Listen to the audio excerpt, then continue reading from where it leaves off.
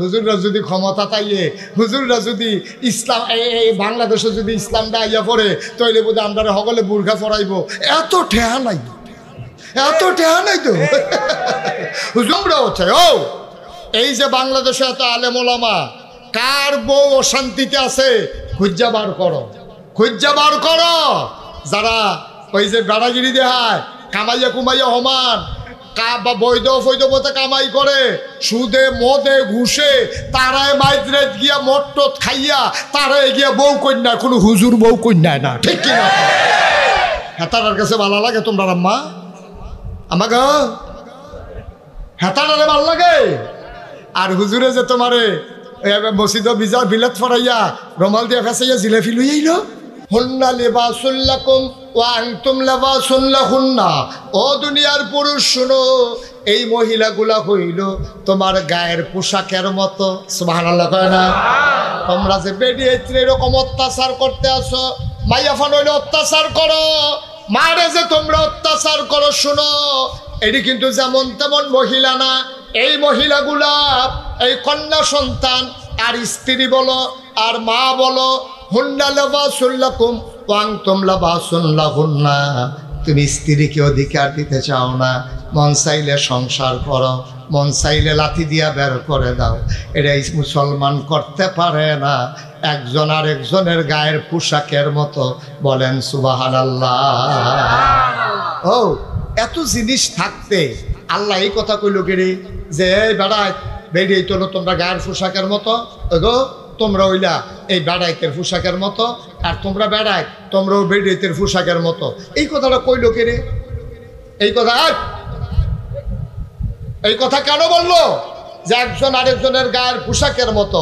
মুহাদ্দিসিনে কেরাম মুফাসসিরিনে কেরাম কয় তিন কারণে কইছি। কয় কারণে? কয় কারণে?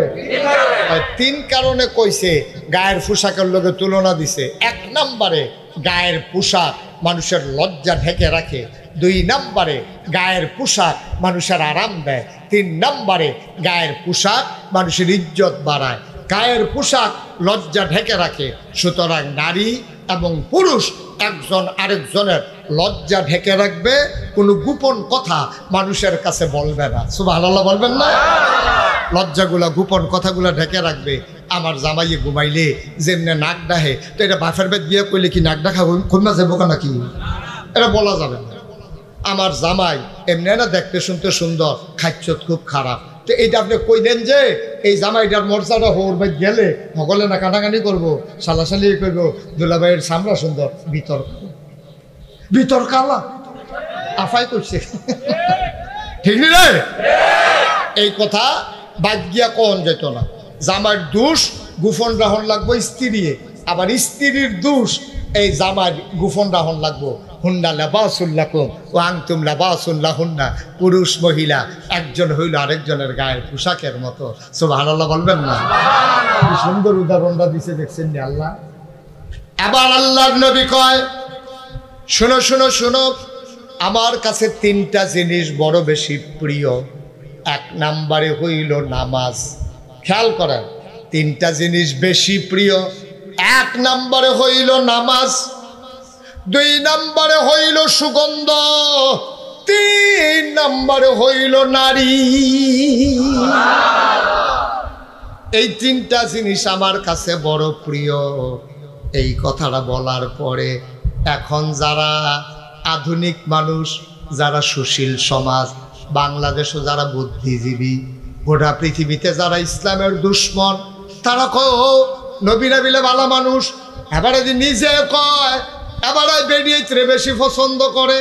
এই ব্যাককলের দলে বুঝছে না, বেডিয়েত মানে হুদা বউ না, মাও মহিলা, শাশিও মহিলা, খালাও মহিলা, সন্তানও মহিলা, সবাই মহিলা। আমার নবী বুঝাইতে চেয়েছেন যেই নারী জাতিকে তোমরা বেজ্জতি করো, আমি বড় মায়া করি, আমি ইজ্জত দিতে চাই, ঠিক কিনা? তোমরা নারীর ইজ্জত দিতে চাও না, তোমরা মারে বিয়া করে লাও, কন্যা সন্তান হইলে জব করে লাও, না হইলে মাটির তলে খাতাই দাও, বউয়ের মন চাইলে যতদিন সংসার করো, এরপরে লাথি দিয়ে বার করে দাও, তালাক লাগে না, মুহরানার টেহা লাগে না। না না না না না, এটা করা যাবে না। আমি নবীজি মহিলাদেরকে বড় বেশি পছন্দ করি, মা হিসাবে আমি মারে পছন্দ করি, কন্যা হিসাবে কন্যারে পছন্দ করি, বউ হিসাবে বউয়েরে পছন্দ করি, এটা আমি নবী। সুতরাং তোমরাও আমার নবীর যারা উম্মত, তোমরাও এই নারী জাতিকে প্রশংসা করবা, নারী জাতিকে সম্মান দেবা, নারীর উপরে অত্যাচার করতে পারবা না। ঠিক কিনা? আমরা দেশের যারা এই ছেলেরা বুঝে নাই কথা না, আপনি কি বুঝাইয়া বলতে পারেন নাই তারে? তোমার কয়বার ডাক দেওয়া হয়েছে? আমিন কর, জুড়ে কর, আরো জুড়ে। এবার দেখেন এই যে আল্লাহর খাস মেহেরবানি, আল্লাহ তাবারক ওয়া তাআলা কত মর্যাদা নারীদেরকে দিলেন, কত মর্যাদা নারীদেরকে দিলেন। আমরা বুঝি নাই নারীর মর্যাদা। একেবারে আজকে পুঙ্খানুপুঙ্খ রূপে আমরা একটা বুঝ নিয়ে বাড়িতে যাব। আপনার চাইতে নারীর সম্মান অনেক বেশি, অনেক বেশি।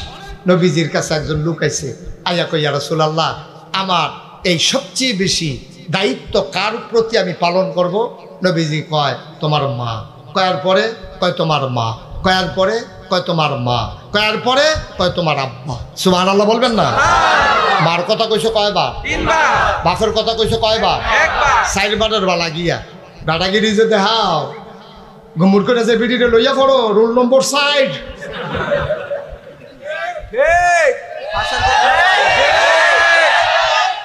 Roll number 1 cup, 2 cup, 3 cup, 60। দাদাগিরি দেখাও, 60 রোল নম্বর। আবার বেড়াগিরি দেখায়, কথায় কথায় ঘিচা লাগে, মোর করিয়া সব শব্দ